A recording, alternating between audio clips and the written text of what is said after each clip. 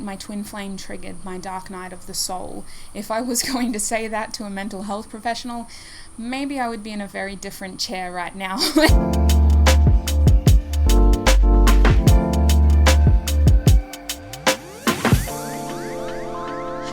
And welcome to another episode of Spirit Talks. I am your host, Lorraine, more commonly known as the Hermit Tarot.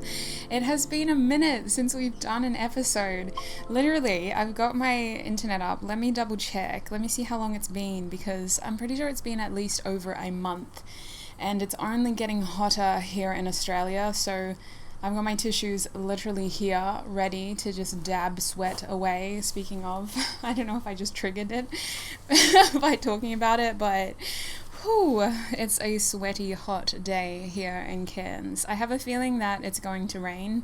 I did a lot of my washing over the weekend and at the end of last week, so I don't know. I have this weird thing where when I want to wash my towel, it starts raining and I need to wash my towel again. So I have a feeling with this heat, the rain is going to come again.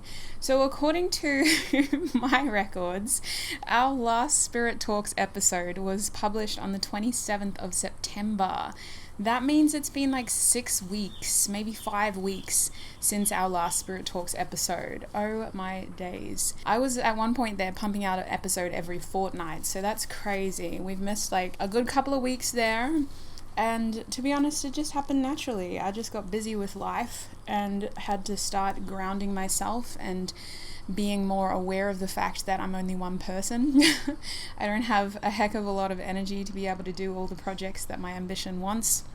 And I just needed to get myself back to be able to do this on a regular basis. So I am at this point going to humbly ask for your feedback and suggestions again. I've got some questions and feedback to get through this fine day.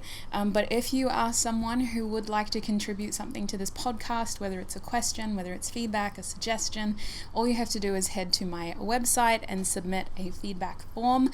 I will do my best to remember to put that in the description box of wherever you're viewing this, whether you're seeing this on Apple Music, YouTube, Google Podcasts, Amazon Music, Deezer, what else do we have this on? Spotify. I'll do my best to make sure, excuse me, I'm sweating down here now. I'll do my best to make sure that I put a link in there so that you can actually make sure you get your feedback, your voice heard. So before we get into this episode, as always, it is tradition to pay respect to the Indigenous landowners of the land that we are gathered on today. I am filming, recording, and broadcasting this episode from the Jabagai people's land here in beautiful, sunny, hot Cairns. I wish to pay my respects to the Jabagai elders, past, present, and emerging as well. Thank you so much for having me. I'm going to go over now to my little spreadsheet because we do have some questions to talk about today. Look at me. What tissue number is this, you guys? Maybe Xander Digital can edit the number in. I'm sure this is tissue number 4 of me wiping sweat. I swear to God I'm not nervous. I know it's been like 6 weeks, but you guys are like family. It's just really hot here. Now, the first thing I need to address is that today's episode is inspired by a suggestion that was offered literally months ago. This suggestion came through in July of this year by the wonderful Maria. Thank you so much, Maria, for your suggestion.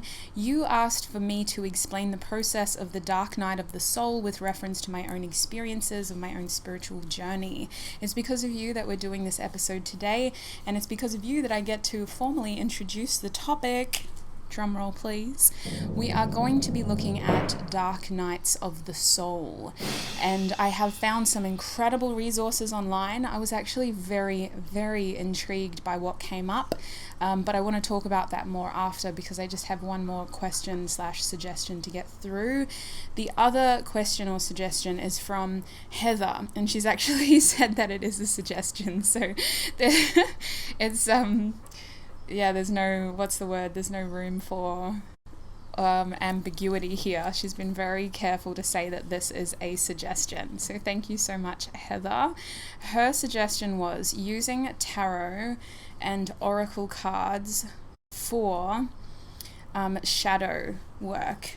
as well as to see your light and dark aspects. Why did I struggle to say dark? I just started saying das. So Heather's suggestion honestly gave me a little bit to think about, because it's not really a straightforward answer, and you guys would know by now if you've been following me for a while, whether here on Spirit Talks or if you've been following my tarot readings on YouTube. When it comes to suggesting things to others and their spiritual journeys, that's all I can really do is share my experience, tell you what worked for me, and hope that you can gather more information to see what works for you. I will never tell you how to live your life. I will never tell you that this is wrong or right, but I do aim to share my experiences so that you can know what has worked for others on this journey, if you resonate as being on a similar journey, and hopefully you can gain some clarity and some insight from that. So I will be honest, when it comes to using tarot and oracle cards for shadow work, it was very difficult for me to do in the beginning. And even now I have to check myself. I have to wait a minute, are you being a bit too egotistic? Because often what will happen is when you read for yourself, you will get messages that you like and that you don't like. And so many people, myself included, struggle with reading for themselves because you have to separate your own bias. You have to separate what your ego wants from what the genuine channeled intuitive message is. And that's why I do personally find, and somebody suggested this to me recently too on Instagram, and it's so funny because that's the only way that it's worked for me. And seeing her message again, it just reminded me that I have to bring it up in today's episode. The only method that has really worked for me is channeling third person, pretending as though I'm talking about myself as though I was somebody else, so that the message can come through unbiased. Shadow work is often very destructive because it forces us to face things that we may not like about ourselves. It forces us to face wounds that we may be trying to suppress or hide from ourselves. For example, I've talked about my own sort of shadow work before, but a big part of my shadow work as well has been addressing these forms of protection that my personality has concocted in order to keep me safe, like people pleasing, like defensiveness, like fear of intimacy and pushing people away, all of those things, some things that we have to continually work on. It's not just a one thought cures all sort of situation. So tarot will often do its best to guide us towards the answers, but reading for yourself obviously comes with that primary barrier of needing to brace yourself for the honest messages and allow them to come through regardless of how harsh they are. The second thing about shadow work is that because it's something that we may already know, often tarot, when we read for ourselves, will show us things that we've already technically know, but it tries to show it to us in a way of, you need to pay attention this time. So for me personally, I've only really found tarot and shadow work helpful if I'm also journaling and reflecting at the same time, because I consume tarot so frequently, right? I'm a reader myself, and I'm constantly trying to keep up with trends with my business, so I'm always on media sites and Instagram and YouTube, just keeping up with other readers and constantly consuming tarot readings myself. So I found that I was becoming desensitized to them and I wasn't taking the messages seriously. So the only way for me to really absorb a message now, and I've shared this before, I'm sure I've shared it on here, but I've shared this on my Instagram and on YouTube. The only way for me to really absorb a message now is to make sure that I'm journaling alongside, so that I'm actually writing down key points of reference and key themes that I need to actually reflect on. Especially if you're someone who listens to my readings, you know that when I'm in the zone, when I'm channeling, the messages come out fast and something significant could be overlooked very easily. Even though my readings can go for 40 minutes, it's very easy to overlook key messages in general circumstances. So I think with shadow work, it's something that takes a lot of reflection, and tarot is always going to be a resource that I would personally advocate as very helpful when looking at self-discovery, self-analysis, self-reflection, but you do need to honor what it is and not desensitize yourself from those serious messages. So helping to remove bias by channeling in third person if that assists, and then reflecting and journaling alongside your readings as well. So that's all I really wanted to say about that. I guess we've got to get into today's topic, shall we? Those are the 2 suggestions for today's video because they were technically linked to the theme. I have a stack of about 30 questions and suggestions associated with this podcast to get through, so I'm starting to think that I should just make an entire episode about this. If you're interested in that, please make sure that you submit your suggestion to the link in the description box, because I need to know what you guys want to actually see. And don't mind me while I continually dab my sweat away. It doesn't help that the dress that I'm wearing, as beautiful as it is completely polyester. So it's not helping anything breathe. If anything, it's drawing out the sweat as I'm speaking. So thank you so much to Heather and Maria for your wonderful suggestions and questions. I hope I answered your question in a way that was helpful for yourself and for others. Now, coming back to today's topic, we are going to be looking at dark nights of the soul. Now, today's topic has been something that a lot of people have suggested, but as I mentioned, it was Maria's suggestion way back in July that really got me thinking about this episode, and I have put it off. I'm just going to be honest with you. I put it off because it represents a very personal part of my journey, and it's something that I often try to grow from and not really think about too much. But I do think that I have to talk about this because it's one of those things that when you're going through it, it's literally the most isolating experience that you can go through. So I knew that it was inevitable that we were going to have to talk about this topic on this podcast, and I'm grateful that I've taken time off to be able to recharge and rest and be ready for this.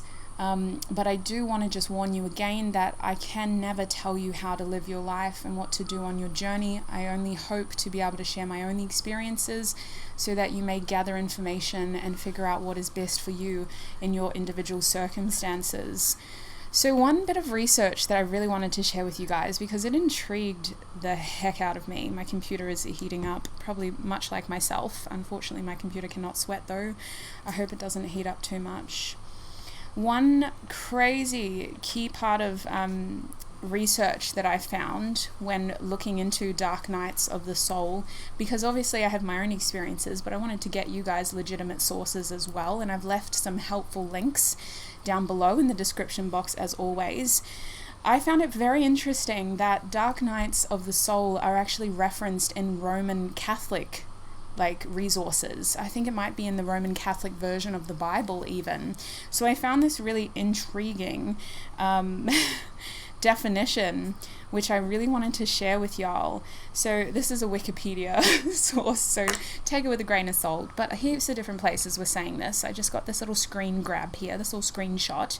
The term dark night of the soul in Roman Catholic spirituality describes a spiritual crisis in the journey toward union with God.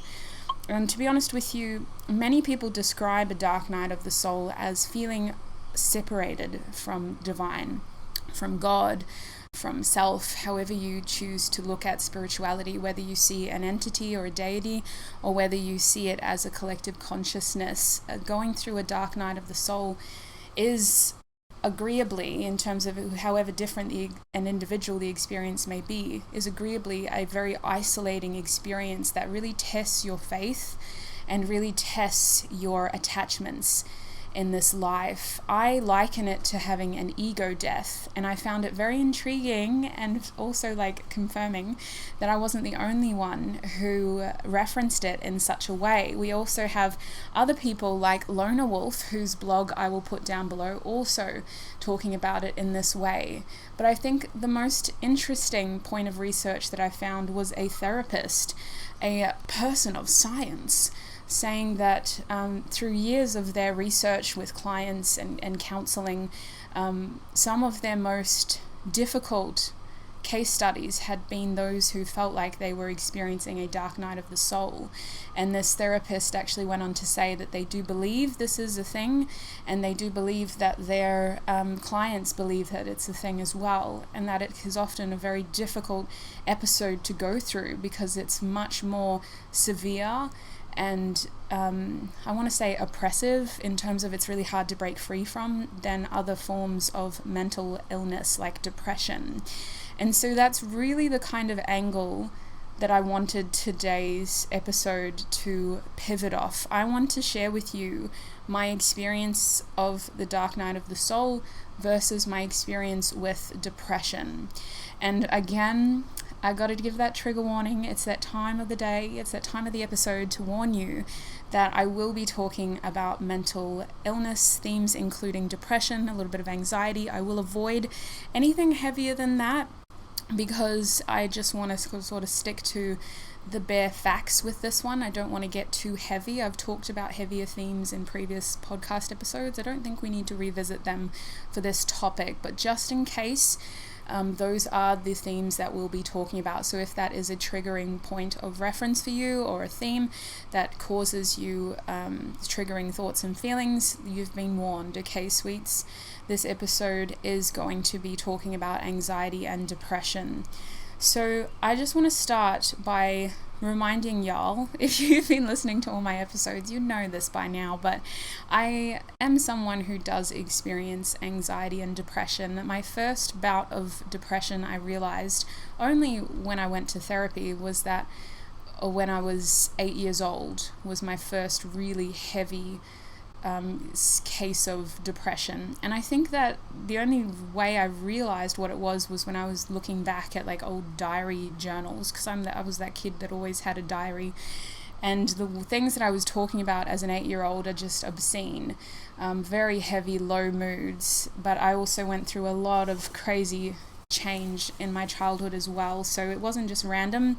There were a lot of triggering themes going on in my life that caused those feelings. But the main reason I'm telling you this is because I want you to know that I'm very experienced when it comes to depression and when it comes to severities of depression. I've been right on the end of the spectrum in terms of not wanting to live anymore and wanting to take my own life, and I've also been on the other side of the spectrum where I've been high functioning and really could have fooled everyone and anyone that I even had anything wrong with me. So I've been someone who's very comfortable, and in terms of I'm very aware of my own mental health and when it's on and when it's an issue versus when it's not really something that I have to worry about too much. So for me, what stood out was that when I went through my dark night of the soul in August 2019, it was unlike any period of depression that I had ever been through.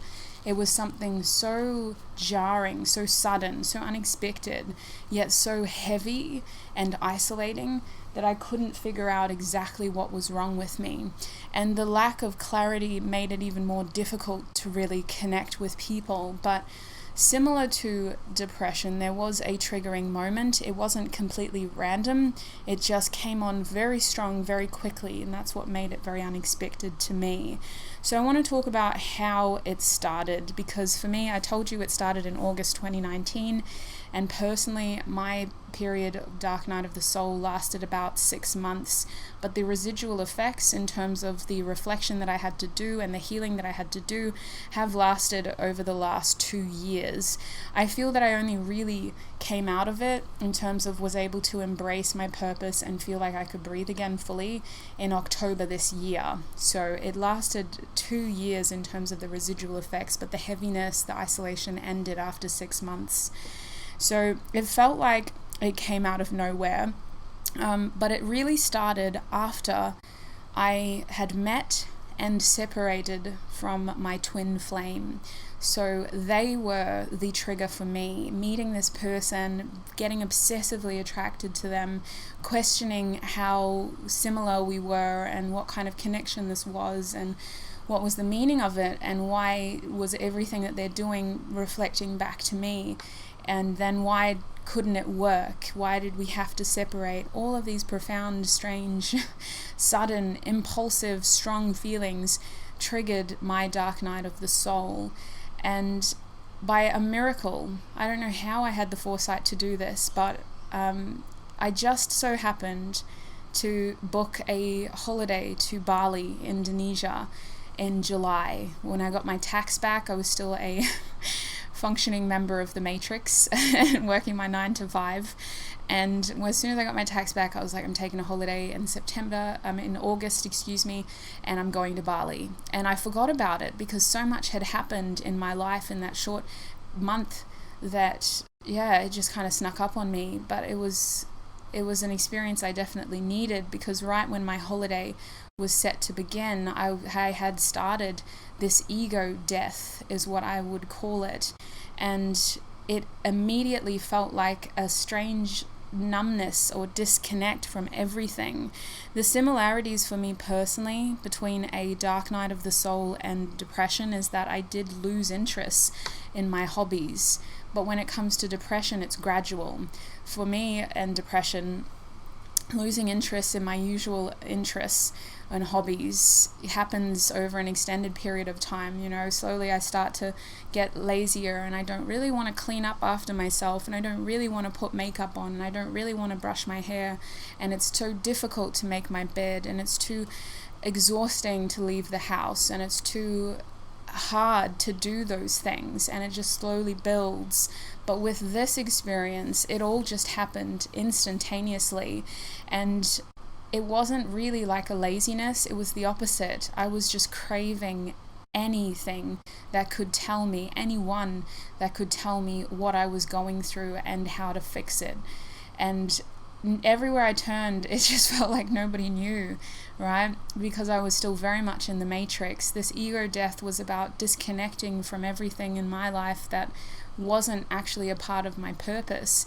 And I'd become so attached to being this sort of functioning member of society. No one in my circle was having discussions about spirituality. Nobody was really connected to their faith in the way that I was becoming. It was either Christianity or atheist, right? You either don't believe or you have like some sort of faith. There was no in between. So I was hoping that Indonesia would have answers for me. But the irony of going to Indonesia was that I went over for a week, and the first day I landed, I started my period, and the last day I left, my period ended. So the whole time that I was there, I could not go into any of their temples. I could not do this whole spiritual thing that I wanted to do. It was against their belief system to allow females into temples if they're on their menstrual cycle, if they're bleeding, because blood is considered to be impure in their traditions. So I was not allowed, and I wasn't about to lie either. So Bali for me was just an opportunity to really put myself into an environment externally that felt like my internal, right? Because when I was at home, even though I was surrounded by familiar places, familiar people, I was no longer connected to them. My dark night of the soul moment came on to me like a depression that was just begging for me to break free from everything. So while I was in Indonesia, I just spent every day walking. I think the longest I walked was like 10 Ks, and I ended up climbing a mountain with a backpack, little water. I nearly passed out, but luckily I wasn't the only one up there, so I didn't feel, nothing bad happened to me on that trip as well. But I just got the opportunity to let my external world reflect my internal, and I was just seeking myself that whole time. I was trying to figure out not really how this happened, because I understood that it had to happen. Part of me, as little as I knew, I understood that my world was changing, and that meeting this person meant that I had to reconcile with parts of myself that I'd been hiding from. I've talked about the twin flame journey before, but I have also briefly mentioned that we meet our twins so that they can mirror aspects of ourselves back to us. And I was beginning to fall for someone for all the qualities that they had, which I could have possessed myself. And it's only really in the last year that I've become this person that I found to be attractive in them, if that makes sense. And so meeting them and having this dark night of the soul really just forced me to face everything that I wasn't happy with. I realized that I was using alcohol, for example, and going out to suppress my desire to connect to something greater. I was using these instantly gratifying forms of connection to try to supplement this inner yearning that I had to know myself better, to numb that. I was meeting so many people, but I was never allowing those connections to get deep. I was never allowing them to become meaningful. I was still operating within a comfort zone of a fear of intimacy and pushing people away when they got too close. So my dark night of the soul really forced me to face all of these things. And on these days in Bali, sweating much like I am now, because it was a very similar time, I was forced to confront all of these things that I had neglected. I think it's about time that I also explain that when my dark night of the soul happened, I was about a year into a personal journey of rehabilitation. In July 2018, I had come out of a very serious relationship with someone who I fell out of love with. And there was nothing that, like, they didn't do anything wrong to me, but we just outgrew each other and our journeys started to pivot. It was very obvious that we were growing in different ways, but we took a long time before we formally separated. And I really allowed that relationship and my attachment to that person to take absolutely everything that I had internally and externally, until I looked very, very different to who is sitting before you today. But physical appearance was all that I was focused on initially when it came to rehabilitating myself and rebuilding myself. For the first year, right, from July until August 2019, I was only really concerned with losing weight, getting back my social group that I had before I met this person, and really just going out there and partying again and catching up on all the things that I'd missed. So my lifestyle was a reflection of that very ego-based desire of wanting to make up for lost experiences in that sense. I was going out every weekend and still like almost punishing myself in the gym, just going to the point where I managed to lose 30 kilos in a year. And I'd spent so much time working on my physical transformation, getting that job that I wanted, getting that car that I wanted, and really just building myself into this physical sort of person that I thought was perfect in my eyes, that I'd completely neglected the internal work. My personality was like missing. Who was she? Nobody knew, right? I've talked about this before. I was at the point in my life where I was creating all of these fickle relationships. A lot of people knew of me, but nobody really knew me. Even my siblings. I was doing everything I could to kind of, what's the best word? Distract myself from focusing on that. And every turn, in that year that I seemed to take, there was always this big question mark around faith. What do you believe in, Lorraine? What is your faith? What is your spirituality? What do you believe in? It was strange. It was a reoccurring theme, though, that I didn't realize until hindsight. So, yeah, it was really this dark night of the soul that forced me to not focus on those material world attachments, right? The gym and alcohol and all of those fickle connections, and it forced me to try to examine why it had led to this point where I was suddenly feeling completely isolated and disconnected from everything and everyone. So I'll be honest with you, I didn't exactly leave my kingdom with grace.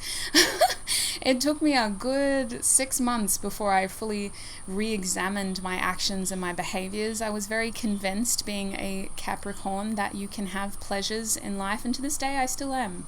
I'm not someone who completely abstains from alcohol, but I understand how to use it in a way where it's not numbing and it's not detracting from my quality of life. If anything, it's supplementing an already rich world that I have created for myself. So to come back on track, with this dark night of the soul period, I was very lucky to be able to have that introspective moment where I could be in literally a different land.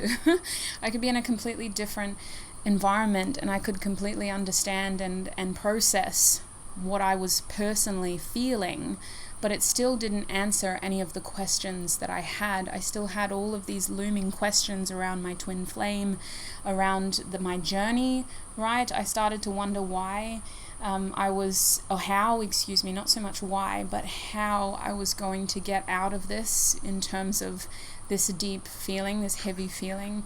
And I started to question what next, because going to Bali felt like an escape, but it was always going to be temporary. So what was going to happen once I got home? How was I supposed to go back to my life and pretend that I was happy and continue working my 9-to-5 job, pretending that that's the life that I wanted to lead for the next 60 years, you know? How was I supposed to do that? How was I supposed to pretend that that was okay? And honestly, it was all of these questions that led me to Googling to find answers, and that Googling led me to Quora.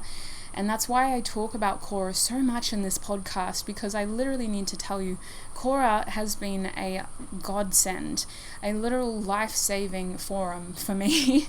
I mean, I didn't expect there to be this kind of community on Quora. I've had a Quora membership for years, mostly to answer my university questions when I was in uni. I would go into Quora to see if people could answer the theses that I was working on.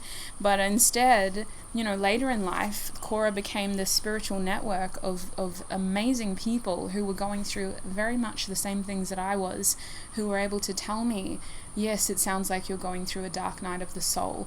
This is what the process entails. It will feel like you've become detached from things. You will start to feel like you can no longer assimilate with certain expectations in society, and one of those expectations was social interactions. I started to find the conversations in my groups to be very boring and surface level. Like, I don't care what you had for breakfast. I'm so sorry. I hope it was nourishing. I hope it was something that got you ready and fueled for your day. But I need to know why I haven't been able to sleep for the last 3 nights, because I keep waking up and dreaming about my future. You know, like, I need to know why I'm actually here and what the purpose is. I need to know how to get out of this life and start living the life with meaning. I don't want to know that you paid $20 on your tax bill. You know, I don't want to know that your car costs $46 to fill its tank up. I want to know about your desires. What is your purpose? What are you craving? Are you struggling with sleeping? Does the moon impact your hormones as well? You know, I had all these big questions around my connection to the world around me and to my existence in this timeline. And my social circles just could not discuss these things. They weren't assimilated in that way. They were so wired into the matrix. Every conversation revolved these surface level interactions and these surface level needs, whereas everything that I wanted was on a deeper level. And so it was all of these questions as well that eventually brought me back to tarot. And I firmly believe that had I not met my twin flame, had I not gone through this dark night of the soul of purging these ego-based attachments and wants and needs on an ego level, I would not have the community that I have today. I would not have the Hermit Tarot. I would not have my purpose. I would not have a connection to self in the way that I do. I had to lose this attachment to my physical identity in order to start delving deeper and questioning what was really going on internally. And so at this point, I do just want to talk about the similarities and the differences again between depression and a dark night of the soul.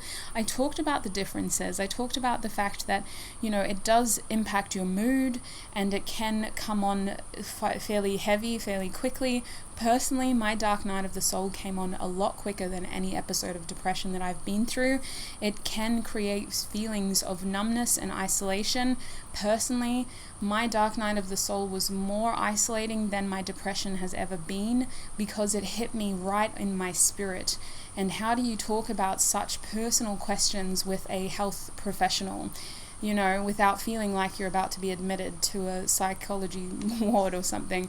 So it really hit me heavier than any period of depression that I've been with. And for me, my trigger was something very logical, right? My twin flame triggered my dark night of the soul. If I was going to say that to a mental health professional, maybe I would be in a very different chair right now, and maybe I wouldn't be talking to you, I'd be talking to a wall, you know? So the similarities that I did briefly mention is that with both a dark night of the soul and my depressive episodes, I had lost interest in my hobbies, right? But Dark Night of the Soul for me was more intense. It wasn't like I found it difficult to brush my hair in the morning.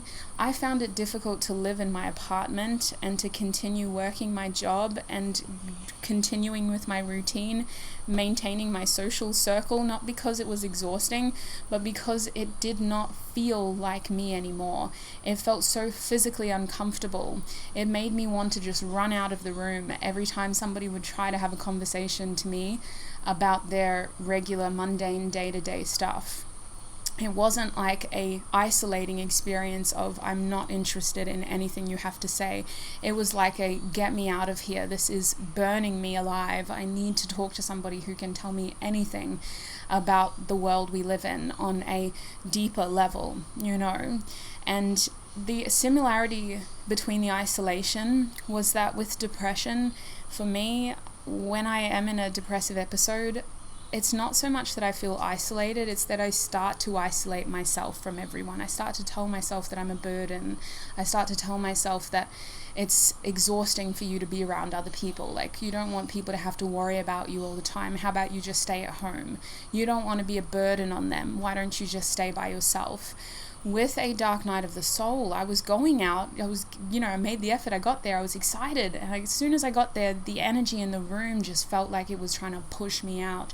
It did not feel like I was meant to be there, you know, and that's when I really started to connect with my clairsentience abilities, and I started to really realize how empathic I am, and the fact that I do pick up on energies. And when I'm like that, when I am an open nerve, and I'm just not able to control what I'm picking up on, I do get very easily repelled by energies in the room. So if you have a room full of young people who are just having a good time drinking, trying to instantly gratify their physical needs, and my soul is out here begging for nourishment, that room will repel me quicker than any opposite magnet, you know.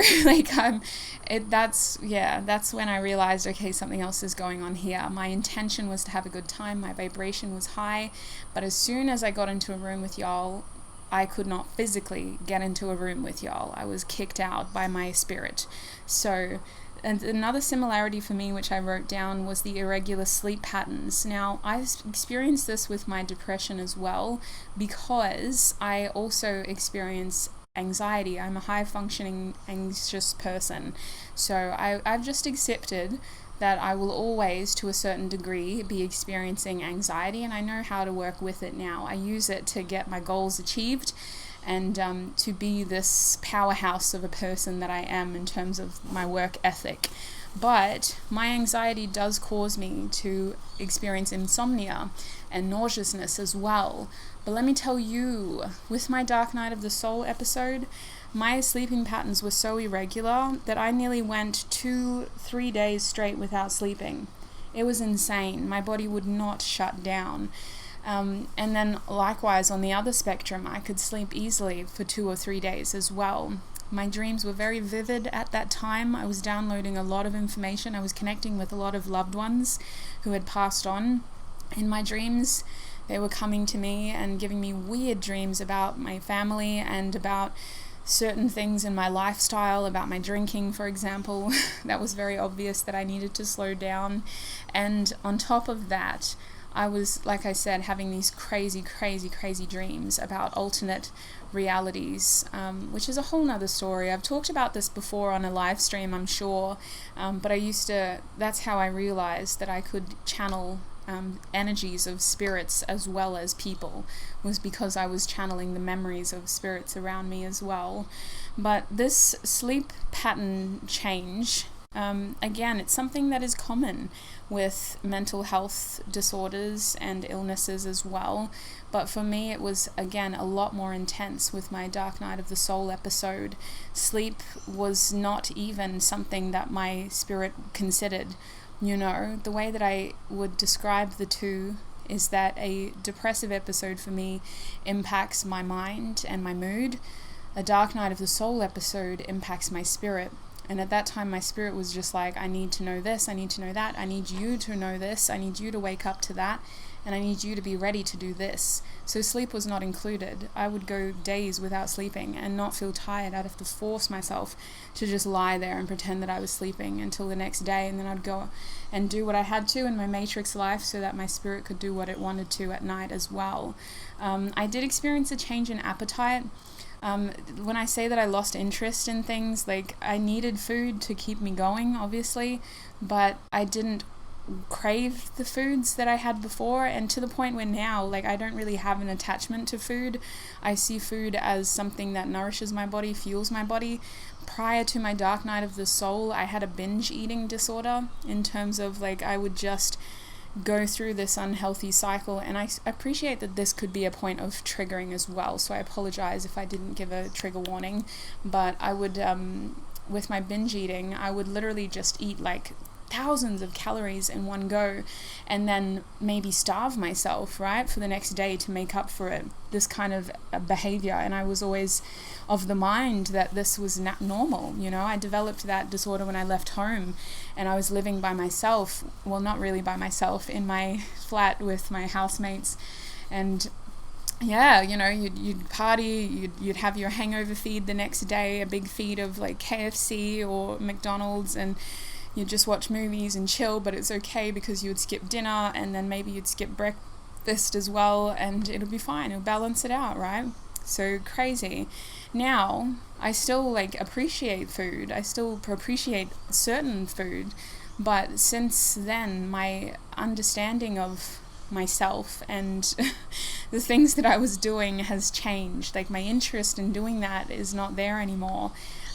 So personally, my dark night of the soul led to me understanding my own behaviors and patterns and addictions a lot better, whether it was an addiction to alcohol, an addiction to food, an addiction to people, right? Because I was using people as like a scapegoat from denying myself, basically. I was using people to distract myself from myself instead of looking at what I needed to work on. Let's just focus on them. Let's use them instead. So there was a massive shift in those ways.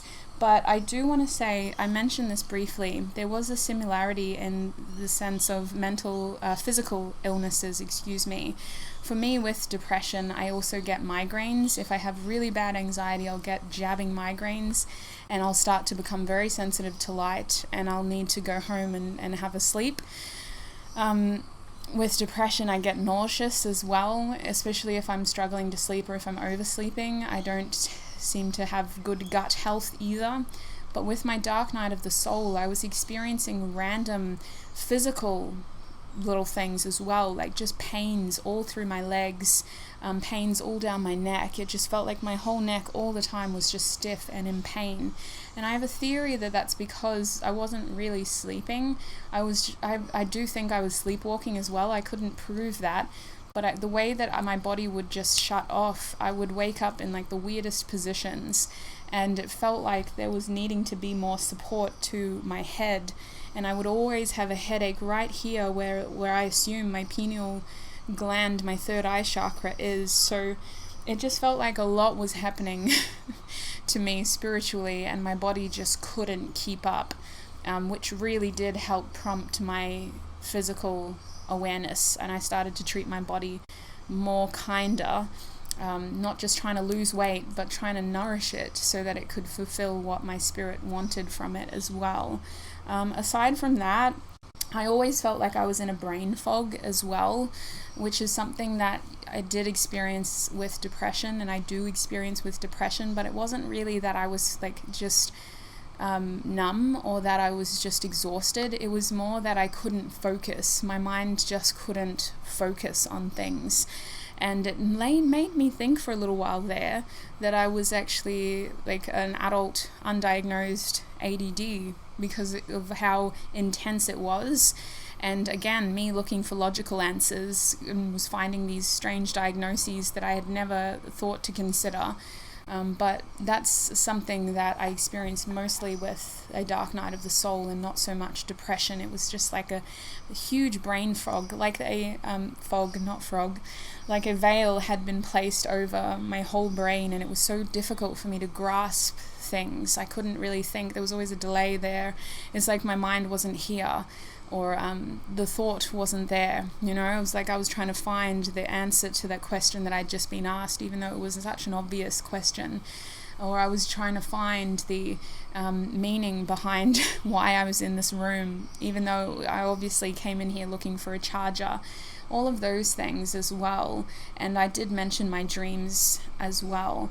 Now, I just want to talk about the biggest difference between the two, which I did mention briefly before, but I feel like it's helpful to reiterate, because I have kind of gone on tangents as I've been talking about the similarities and the differences here. The biggest difference for me between a dark night of the soul and my depression was that depression was isolating, but I always felt like I could turn to someone, right? A professional or a personal friend. As much of a burden as I felt, and as close as I came to ending my life, I always felt like there was someone I could turn to, even if it was a helpline, especially because when I was in the throes of my most recent depression, I was in the field of helping people, right? I was a community worker, social worker, so I knew all the resources available, and I always knew that if I got that close, I had this hotline to call, or I had this emergency number to call, or there was this person in the sector that I trusted. Even if I felt like I couldn't burden my loved ones, there always felt like there was someone I could turn to. But with a DNOTS, or dark night of the soul, I felt so much more isolated and alone than I ever have felt in my whole life, because it was such a personal, spiritual, ego death experience that the more I tried to explain it to others, the crazier I sounded, and the more isolated I became, trying to explain that this person that I barely knew had put me into this insane depression, and that all of those photos of me in Bali were actually of me wanting to find meaning. You know, part of me thought, am I going to go back home? It was that intense. I was just struggling to find that connection that I seemed to be craving internally. So the dark night of the soul really pushed me further away from everything and everyone, and it's taken me a good 2 years to build up healthy, deep connections again in my life. In the last 2 years, this is the aftermath of what happened. You know, I think I need to share this, especially if you're going through a dark night of the soul now. The aftermath of my dark night of the soul is that I'm no longer addicted to alcohol. I'm no longer addicted to food. I'm no longer addicted to people. I'm very aware, some might say too aware, of myself and my shadows, in terms of the parts of my personality that I'm not particularly proud of, but I've learned to accept them and to acknowledge them as parts of my strengths, things that protect me and have kept me safe over the years. On top of being very self-aware in terms of self-aware, I'm also very aware of other people. I'm more connected to my intuitive gifts, obviously. That's how you probably found me. But I'm also more aware of my limitations, right? The old Lorraine, prior to my dark night of the soul, would have pushed herself to achieve everything that she could with what she has physically. The old Lorraine was very much a workaholic, to be honest with you. The new version of myself has learned to be tempered and has learned to balance spiritual intentions and soul-based desires with physical desires as well, and knowing those limitations better to be able to help myself first before I even think about helping anybody else. The aftermath of my dark night of the soul is that I've spent the last 2 years cultivating and redefining the relationships that I have with the people in my life. So my dark night of the soul made me hate my parents. I gotta say that. I know, Mum, I know you watch my videos, but I need you to know that what I'm about to say is nothing that we haven't already spoken about. When I went through my dark night of the soul, and when I met my twin flame, all of my previous turmoil from my childhood came up again and stared me right in the face. And it was basically like, if you don't deal with this, you're going to continue to hurt other people and yourself. You can't have a happy life for as long as you ignore this. So I had to go through all of the pain that I'd went through as a child again, and it came with a lot of bitterness. I was a very bitter person, you guys, and it's insane to me that this was around the time that I had created the Hermit Tarot as well, because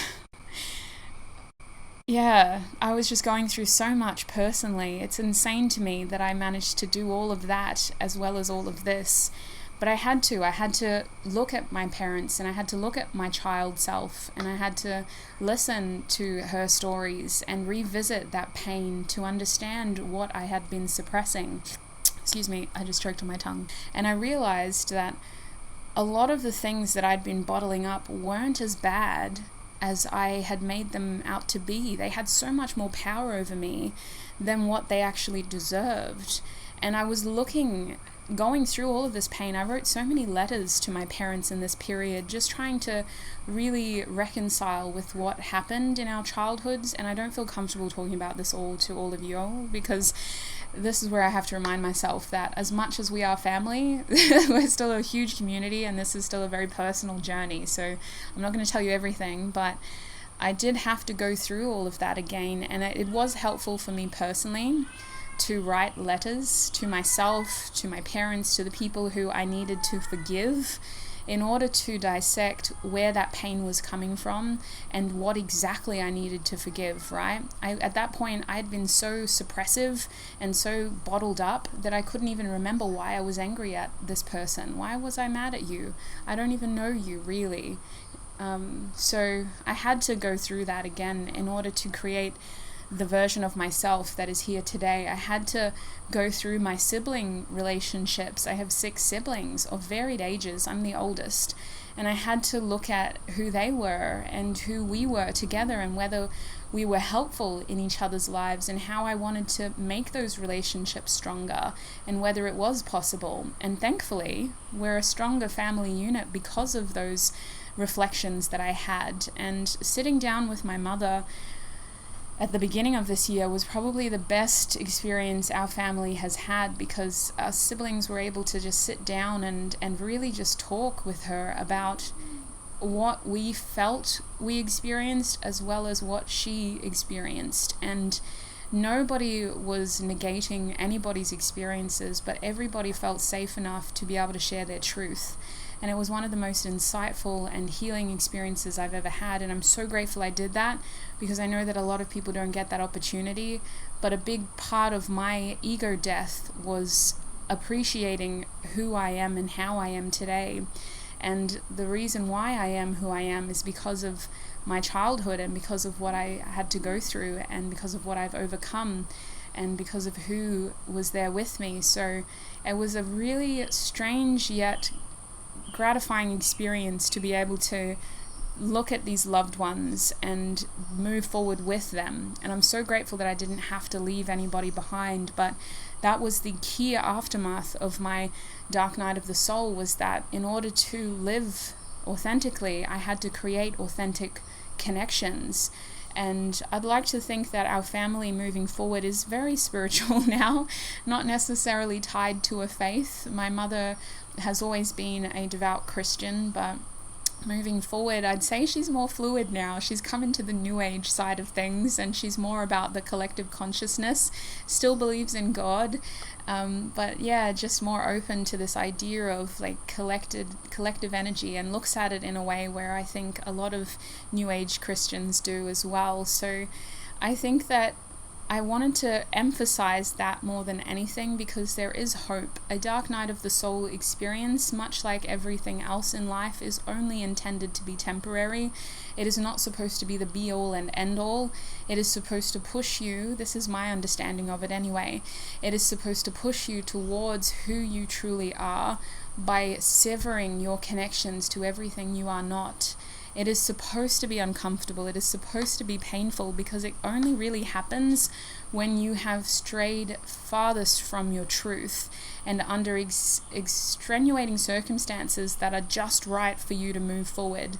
So to explain that, my dark night of the soul just happened to happen coincidentally at a time where I had booked a holiday to Bali, Indonesia, where I had the physical opportunity to externally experience what my internal was going through. And that was a lot less jarring than me pretending to continue my job while it was freshly coming on, you know.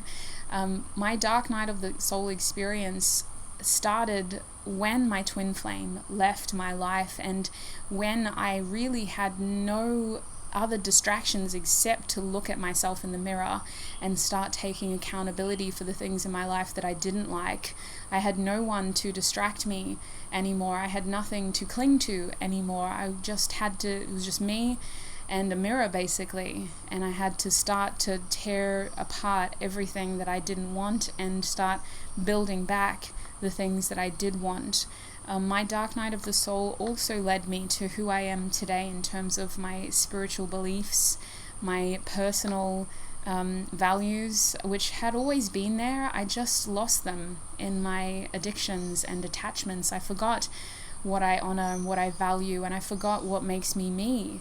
So my dark night of the soul helped tether me from those attachments to those people, to those places. I eventually built this beautiful little empire, the Hermit Tarot, and was able to sever myself from my job, which, even though it was very enriching, and don't get me wrong, to help each other and to help a community member will always be a gratifying need, but I feel that I am able to reach a larger audience doing what I do today, and part of me will always be connected to that work in terms of homelessness and supporting social struggles within the community. But I'm so grateful that I get to do what I do on a larger scale now, and that I get to connect with all of you and the many different ways that I do. And my dark night of the soul really helped me face those things, those bottled up emotions and triggers and fears and pains and wounds that I had been suppressing for years. I distracted myself from these things for years. It happened to me at a time where I was out of a long-term relationship. I was able to just focus on myself. I was able to just look at myself. Goodness. Okay, so I just had to reset my cameras, but as I was saying, there's a lot of things in my life that I am grateful for and that I honor and cherish now because of that dark period of my life. I would liken a dark night of the soul experience to be like an ego death, right? It is supposed to question your attachments, your wants, your needs, your desires, your ambitions. And in my opinion, it brings in deeper meaning. It brings in a stronger connection to self. Often, to me as well, I've had a similar experience, not like that though, so I don't know if it was a dark night of the soul, but I experienced something similarly when I became too reliant upon spirit as well, when I lost trust in myself, and when I became too fixated on spirit instead of gaining that connection to self. I had to go through something again very similarly. So I do have a firm belief that a dark night of the soul is aimed at bringing you closer to yourself, while also keeping you connected to what you believe in terms of what you truly believe in, by cutting off things that distract you from that meaning. I also firmly believe that a dark night of the soul will happen at a time in your life where you can get through it. We're only ever given what we can overcome. So based on my personal experience, my dark night of the soul happened at a time where I was thankfully able to cope with what I was going through. It wasn't easy, by no means. It was very isolating, unlike anything else I've been through, but I was grateful that it came when I was able to go through it, if that makes sense. I had the ability to process and reflect and think over that 6-month period about what this period in my life was trying to tell me. So to close today's reading, and I apologize for the tech issues, I'm just going to have a sip of this coffee, and we're going to ask Spirit what I've missed and what Spirit wants to add as well. Okay. Oh, sorry, I just breathed into the microphone. Probably not a good idea. I've got my Hermetic Tarot deck here today. My Hermetic Tarot deck should help us by adding in any other messages that I may have missed. Spirit, what have I missed here? Is there anything else that you want to add, Spirit? What have I missed? We have a Knight of Swords here. I hope that camera is still on. That would be awkward if it wasn't. Knight of Swords. We have a King of Swords here as well. Anything else that I've missed when it comes to Dark Nights of the Soul, Spirit? We have a Blasted Tower. Yes, it's not supposed to be permanent. I'm just going to go with these three cards first because I'm getting messages. So first of all, we'll talk about the Blasted Tower because this is what I feel what message is really strong. It's not supposed to be permanent. It's supposed to be temporary. As unexpected as it may be, it should also come at a time where you're like, oh wow, that does make sense. And for me it did. There was always a reason, right? A Dark Night of the Soul, in hindsight, there is a reason. At the time, it may feel very confusing. It may push you to really question your sanity because you're like, why, how, where did this come from? But in hindsight, it does have a grounding feeling. Once you reach that moment of clarity where you're like, okay, I understand now what I'm not supposed to do. May not really understand where I'm supposed to go yet, but I really can appreciate where I'm not supposed to be. The Dark Night of the Soul is all about rebuilding your life with meaning and with strong foundations, much like a tower moment. It is only going to take from us what is not meant to be a part of our world, a part of our life. It only takes what does not serve us, and it helps us create room in our life to build with meaning, to build with intention, to build with connection, especially when it comes to people. For me, I was being protected from people that were only distracting me from myself, my twin flame included. I could have, if they were still in my life, spent the rest of my life obsessing over them, right? Fixated on them, and I would never have become close to the potential that I have today, or the individual that I am today. So it will always protect us from what no longer serves us, creating room in our lives for what is meant to stand tall. The other thing about a Dark Night of the Soul is that the time is different with everyone, which is what the Knight of Swords reversed. Why did I say it like that? It's what the Knight of Swords reversed is telling us. Knight of Swords says that my 6 months could be 2 years for somebody else, or it could only be 6 days for somebody else.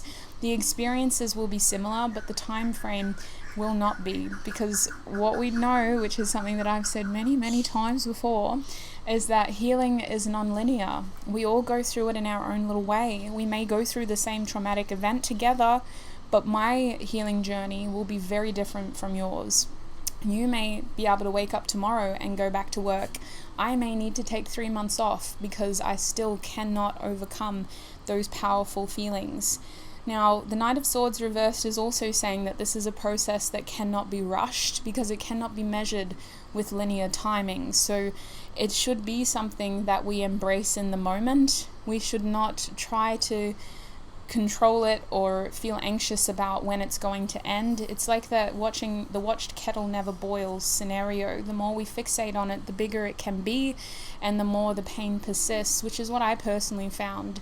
There became a point in my journey where labels were no longer helpful, where my distractions and my research into these spiritual terms and meanings were no longer helpful because it was turning into something that was creating more of an issue than a resolution. So that's what the Knight of Swords is also saying in reverse. This is really a personal experience, and there has to come a time where you need to sort of just stay present and try not to let every 2 cents come in and add to what is your individual experience, which is where the King of Swords also comes in. This is an experience. It's something that is supposed to add experience, wisdom, if you will. I see the King of Swords as a very smart, intelligent person, someone who is able to make moves and to plan. This is supposed to be an experience that builds to our character and that gives us a bigger perspective. We're supposed to get to a place where we feel able to kind of move forward, right? But I also think that this is an experience that is supposed to give us an alternate view on our own life, and it's supposed to help us see our version of reality differently, much like the King of Swords, able to tiptoe back into the matrix where necessary while also maintaining the viewpoint of the other side. So that's how I see life now, to be honest with you. I still, obviously, I'm not completely disconnected. I'm filming this and posting it on YouTube, which is all a part of the matrix.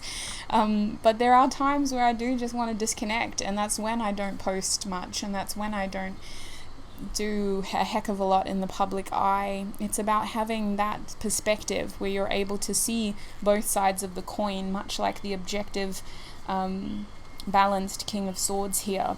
Is there anything else I've missed, Spirit?